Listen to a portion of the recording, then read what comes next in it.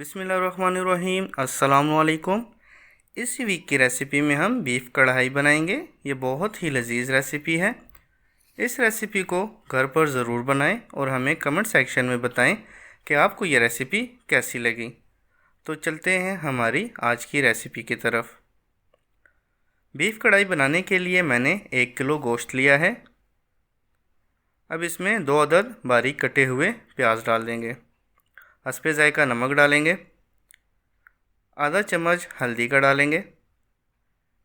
1 चम्मच लाल मिर्च पाउडर का डालेंगे। 2 चम्मच पिसा हुआ धनिया डालेंगे।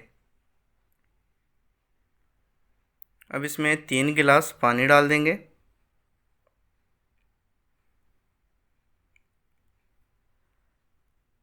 पानी डालने के बाद इसको प्रेशर लगाकर 25 से 30 मिनट तक के लिए आग पे रख देंगे ताकि गोश्त अच्छे से गल जाए और इसी दौरान जो पानी हमने डाला था वो भी खुश्क हो जाएगा।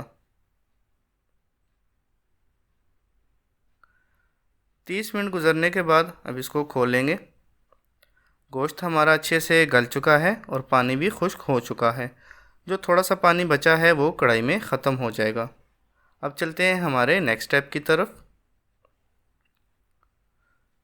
कढ़ाई में आधा कप ऑयल लेंगे। आप ऑयल की जगह घी भी ले सकते हैं। अब इसको अच्छे से गर्म कर लेंगे। ऑयल गर्म होने के बाद इसमें 1 चम्मच अदरक लहसुन का पेस्ट डालेंगे और इसे अच्छे से मिक्स कर लेंगे। मिक्स करने के बाद इसको 2 मिनट के लिए छोड़ देंगे।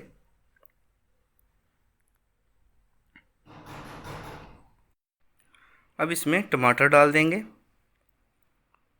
टमाटर को अभी हम 5 मिनट तक पकाएंगे ताकि नरम हो जाए।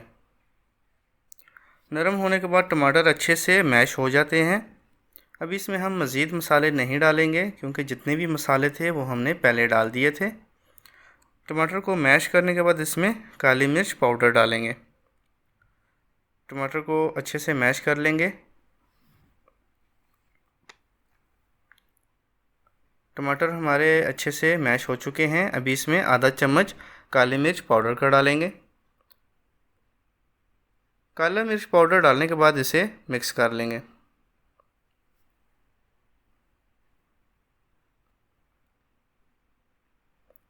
अब इसमें गोश्त डाल देंगे। इसको हमने पहले ही प्रेशर कुकर में बॉईल कर लिया था। अब इसे अच्छे से मिक्स कर देंगे ताकि गोश्त और टमाटर अच्छे से मिक्स हो जाएं।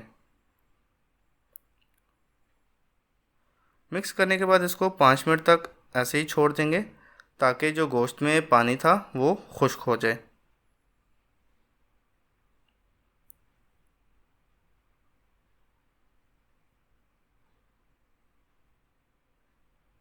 पानी हमारा काफ़ी हद तक खुश्क हो चुका है। अब इसमें 1 चम्मच बारीक कटे हुए हरी मिर्च डाल देंगे और 4 अदद हरी मिर्चें लंबाई में काट के इसमें डाल देंगे। हरी मिर्च डालने के बाद इसको मिक्स कर लेंगे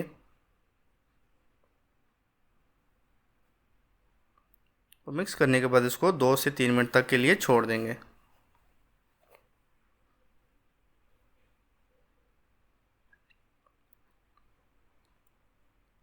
अब इसमें आधा कप दही का ऐड करेंगे। ये ऑप्शनल है, अगर आपको दही नहीं पसंद तो आप इसमें ना डालें।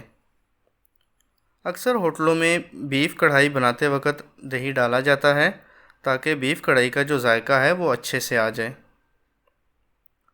अब इसको मिक्स कर देंगे। मिक्स करने के बाद इसको 5 मिनट के लिए छोड़ देंगे ताकि इसमें जो पानी है वो ख़त्म हो जाए।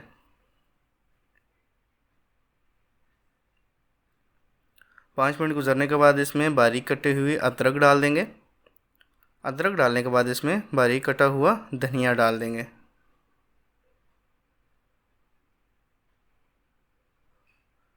इसको 2 से 3 मिनट के लिए छोड़ देंगे।